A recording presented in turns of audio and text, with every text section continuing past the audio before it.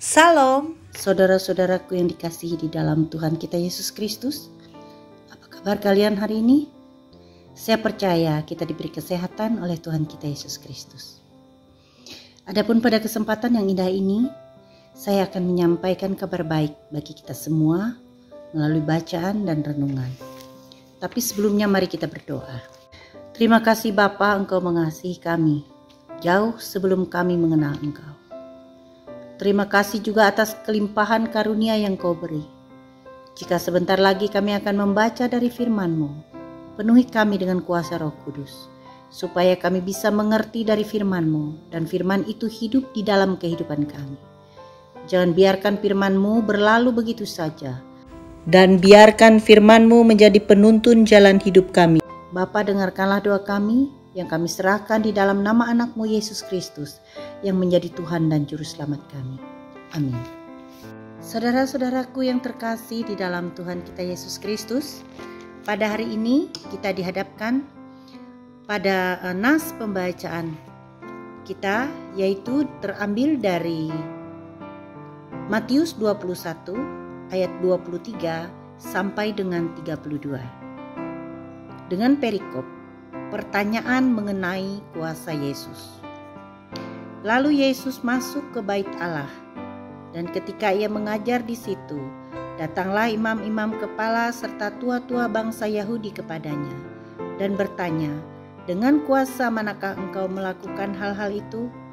Dan siapakah yang memberikan kuasa itu kepadamu?" Jawab Yesus kepada mereka, "Aku juga akan mengajukan satu pertanyaan kepadamu. Dan jikalau kamu memberi jawabannya kepadaku, aku akan mengatakan juga kepadamu dengan kuasa manakah aku melakukan hal-hal itu. Dari manakah baptisan Yohanes? Dari surga atau dari manusia?" Mereka memperbincangkannya di antara mereka dan berkata, "Jikalau kita katakan dari surga, ia akan berkata kepada kita, 'Kalau begitu, mengapakah kamu tidak percaya kepadanya?'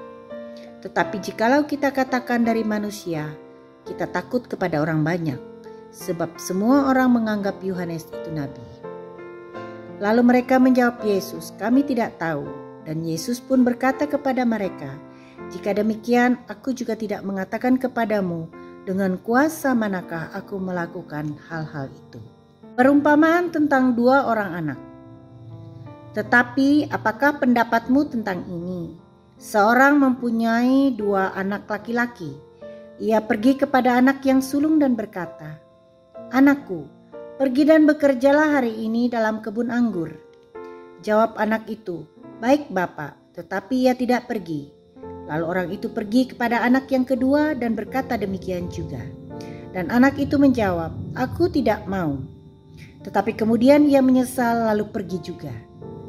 Siapakah di antara kedua orang itu yang melakukan kehendak ayahnya? Jawab mereka, "Yang terakhir." Kata Yesus kepada mereka, "Aku berkata kepadamu sesungguhnya, pemungut-pemungut cukai dan perempuan sundal akan mendahului kamu masuk ke dalam kerajaan Allah. Sebab Yohanes datang untuk menunjukkan jalan kebenaran kepadamu, dan kamu tidak percaya kepadanya. Tetapi pemungut-pemungut cukai dan perempuan sundal percaya kepadanya.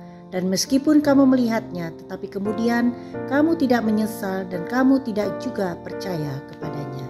Sedemikian jauh pembacaan Alkitab kita pada hari ini, dan yang berbahagia adalah mereka yang mendengar dan memeliharanya di dalam hidupnya hari lepas hari. Saudara-saudaraku yang terkasih di dalam Tuhan kita Yesus Kristus, pada sore hari ini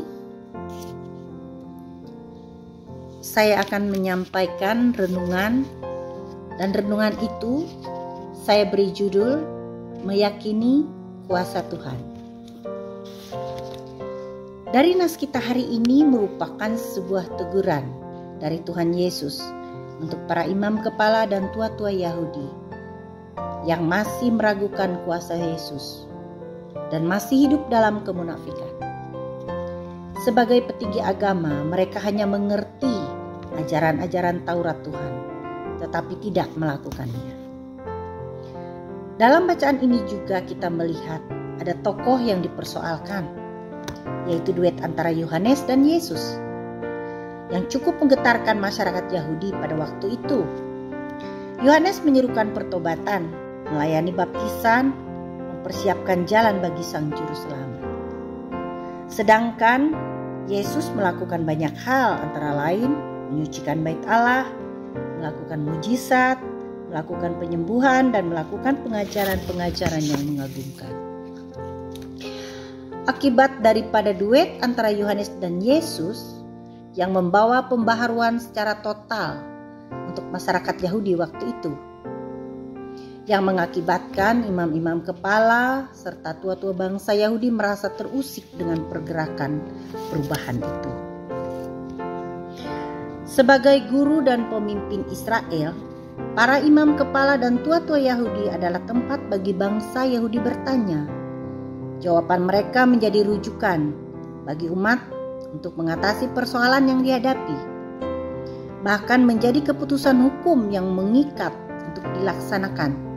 Penolakan terhadap kuasa Yesus membuat mereka bersekongkol untuk menjebak Yesus melalui pertanyaan. Yesus menjawab pertanyaan mereka dengan pertanyaan balik. Ternyata mereka pura-pura menjawab tidak tahu daripada mengungkapkan pengakuan iman mereka atas Yohanes dan Yesus.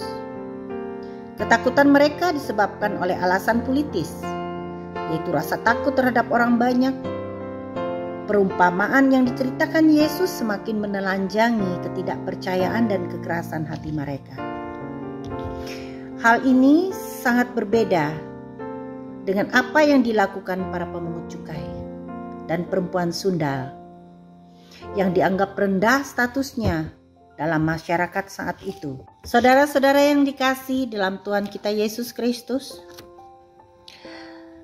sama-sama sebagai anak yang disuruh bekerja di kebun oleh ayahnya. Anak yang dianggap taat ternyata tidak pergi bekerja.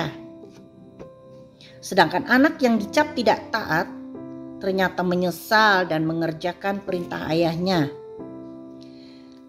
Tetapi yang ideal tentu saja bila perkataan dan perbuatan itu selaras, jauh lebih bisa diterima dan dibenarkan oleh orang yang perkataannya salah.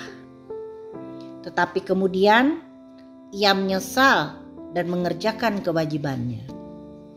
Sebab itu, pengakuan harus diwujudkan dalam perbuatan nyata. Saudara-saudaraku yang terkasih dalam Tuhan kita Yesus Kristus, adapun ciri khas orang benar terletak pada perkataan yang selaras dengan perbuatannya. Lebih dari perkataan, perbuatan yang benar akan menjadi pembenaran atas perkataan salah yang telah diucapkan. Kita sudah mengikrarkan pengakuan iman dan kesediaan untuk hidup sebagai orang Kristen. Lebih dari pengakuan, buah kehidupan yang selaras dengan pengakuan kita menjadi tanda bahwa hidup kita sungguh-sungguh menjadi saksi Kristus. Jangan sampai kita didakwa oleh perbuatan yang tidak sesuai dengan perkataan kita.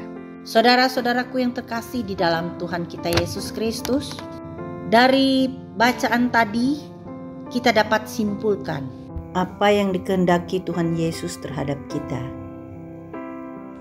Bahwa kita diminta untuk hidup dalam pengakuan kuasa Yesus dan percaya serta hidup dalam pertobatan.